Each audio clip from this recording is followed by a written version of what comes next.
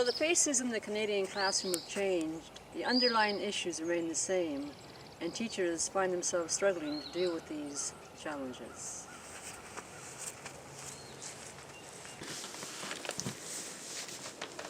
Hi everyone, just want to say hello and thank you for viewing my video. And I've decided to speak to the matter of poverty and immigration, and specifically immigrant students. One quote that I really love in regards to poverty, immigration, immigrant students' experiences, Frederick Douglass, and I'd like to quote him where he writes, and this is very relevant to what I speak to in regards to justice, poverty, oppression. And he writes, "Where justice is denied, where poverty is enforced, where ignorance prevails, and where one class is made to feel that society is organized conspiracy to oppress, rob, and degrade men, then neither persons nor property will be safe." For most people, they have a definition of poverty and what it means, and oftentimes, whilst correct, can also mean other things as well. For some, poverty is not only having enough money or consumption, but it is also in being incapable by forces in society. And in several areas, we understand poverty to mean poverty and discrimination also under that umbrella, racism. Many people from immigrant backgrounds find themselves discriminated against in poor conditions. And poor immigrant students in particular are often targeted, or targets, I should say, of discrimination, prejudices, stereotypes. Due, of course, to one's ethnicity, race, or gender, according to the Human Rights Watch. Discrimination, inequality, and poverty is a human rights issue. Now, discrimination can both cause poverty and be also a hurdle in elevating people from poverty. Even if the industrialized West, where we have a lot of laws, human rights laws, constitution in place in which to protect people against discrimination and against prejudice or against hate or hate crimes, the laws do not suffice. Ergo, discrimination still exists, and in fact is a growing concern amongst many people. In order to change or make any real significant changes or incremental changes in a positive way, this really requires the political will of the people in charge, of the people in control, and the people in power, such as school boards, such as governments, such as teachers and educators, who can in and of themselves make the changes that are required. If we are to believe in Gandhi's idea, be the change you want to see in others, in a positive way, therefore, we in the educational system must catapult us to that place where we are the instrument of positive change. The United Nations Sustainable Development Goals, or the SDGs, which there are 17 of them, the first one amongst them, outside of no hunger, good health and well-being, quality education, gender equality, etc., the number one priority of the SDG is poverty. And the United Nations concerns also in Canada, in Canadian schools, that poverty and nutritional issues are increasing as more people, due to the economic situation, find themselves using food banks. Many students, many immigrant students, who are ashamed to admit this or let anyone know using food banks to make ends meet or to have something to eat. Human rights observers and many scholars on the topic of poverty, discrimination, racism, class, gender, and oppression, such as Michel Foucault, Karl Marx, Paulo Freire, Frederick Engels, Antonio Gramsci, also believed that they tied poverty directly to economic imbalance, but also that poverty is directly related to discrimination and the immigrant students' inability to go beyond the discrimination based on the color of the skin or based on the place that they were born and sets them apart from all the other students in the classroom. And thus, the classroom becomes what Armstrong very aptly puts, a microcosm of the society at large, and this is situated in where students sit and how they are treated within the educational system vis-a-vis curriculum.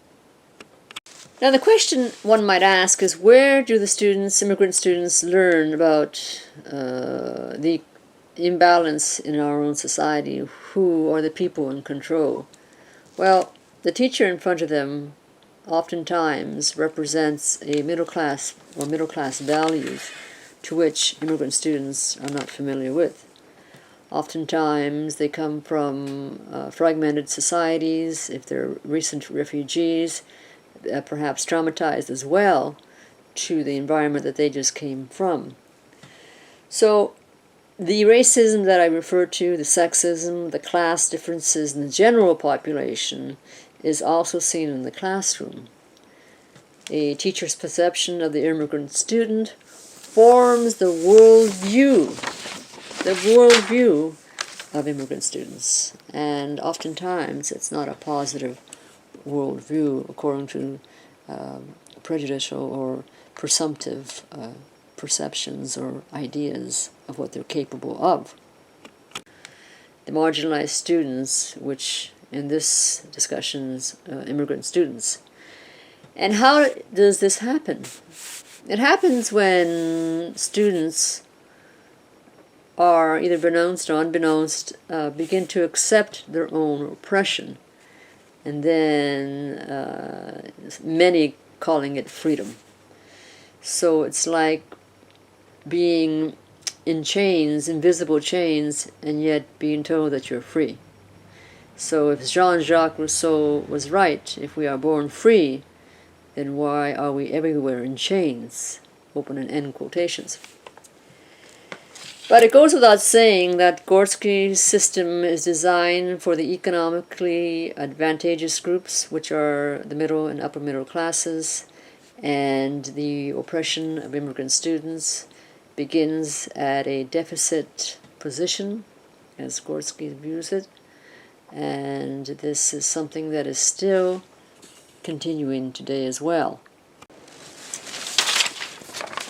And as Canada, as I mentioned before, is a nation of immigrants, it is important that we all understand as educators, as Alice Armstrong and Kathleen Brown, Paul Zorski bring forth, particularly Kathleen Brown, whom I truly enjoyed reading, the regards to critically examine our life, to examine and challenge what we perceive, what our stereotypes are, what our assumptions are in regards to immigrant students, in regards to immigrant female students, and the challenges they face within the school system, within their own families as well, and the urge to, or the pressures to conform, especially for the female immigrants, depending on where they come from, to their own identity, their own religion, their own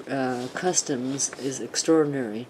And thus the idea of living in dual worlds, living in your own culture and all its habits, and into the dominant ideology puts a lot of pressures on immigrant students and family cohesiveness.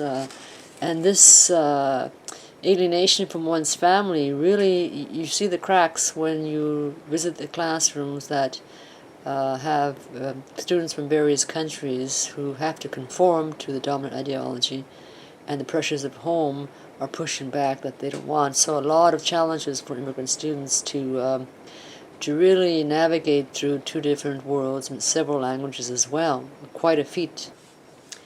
If knowledge is power, as Michel Foucault believed that knowledge is power, and resistance is everywhere, we'll put in end quotations, power exists everywhere.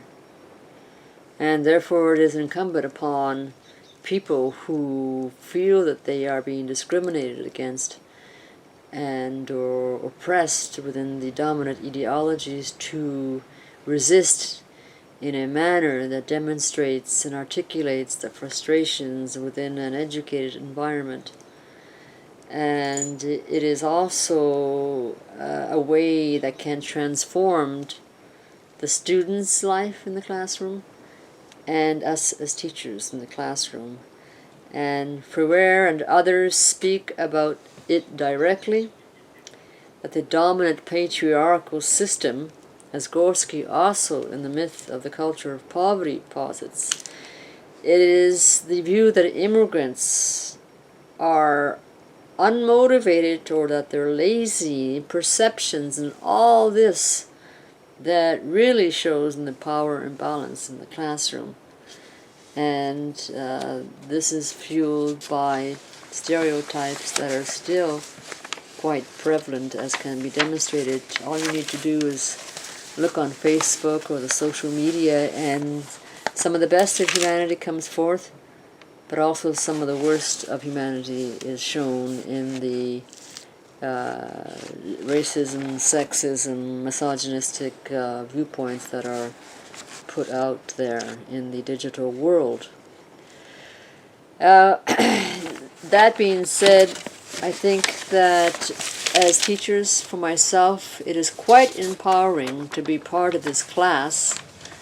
I started out with, no particular view, and I'm starting to evolve as an individual that is more reflective of what Kathleen Brown brings forward, what Morton Deutsch brings forward, and also the idea of Frederick Douglass, in that if we have a part of society that is being enchained, as Jean-Jacques Rousseau would state, in that particular open and ended quote, then we are all enslaved.